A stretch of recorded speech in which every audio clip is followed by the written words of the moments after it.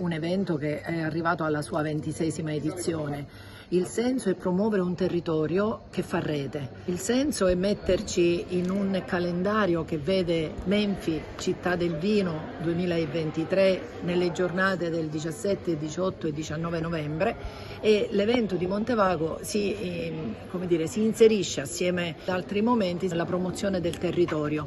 Montevago oggi si presenta sotto un'altra veste anche, accanto al vino, all'olio, alla gastronomia, mette anche a fruizione, diciamo, la memoria, che può diventare, nel nostro caso penso lo stia diventando, diventa arte. Quindi le terme, altro punto di diamante di questo territorio, tutto questo stiamo cercando di farlo camminare insieme e offrirlo anche, e non solo a chi vive in questo territorio, ma a chi arriva da fuori. Quest'anno abbiamo per esempio gli amici del Friuli Venezia Giulia che sono venuti a trovarci. Duino è stata la città del vino del 2022, anche con loro c'è una memoria. Noi abbiamo un villaggio Trieste che era stato donato nel post terremoto dal giornale Il Piccolo, dove c'è proprio questa pietra a significare l'amicizia tra città diverse. Puoi mettere tutto questo insieme e offrirlo come carta di presentazione di un territorio. Il sviluppo è dato anche da questi piccoli imprenditori che si sono messi in proprio, che stanno producendo con caratteristiche diverse, magari con testardaggine portano avanti un biologico che diventa anche prodotto di nicchia, e quindi far arrivare qui tutti quei soggetti che sono alla ricerca di quel turismo esperienziale, così definito.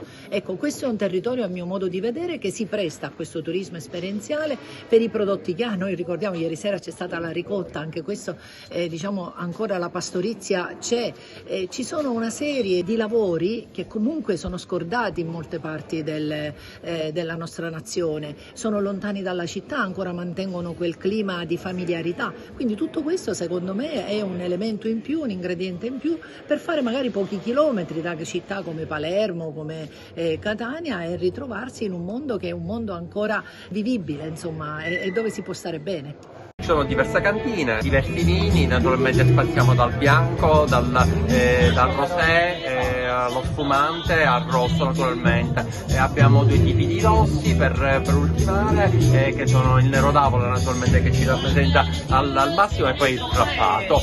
Andiamo sempre avanti, il vino riesce a colpire sempre più persone, il target naturalmente è aumentato, naturalmente la richiesta di vini ottimi naturalmente è aumentato tantissimo e si va sempre più avanti. Naturalmente il consumo tendenzialmente in percentuale è sempre più alta. Per me è di grande veramente orgoglio, da una parte come assessore, da una parte come il proprio viticoltore, che lo faccio da quasi 20 anni proprio con passione.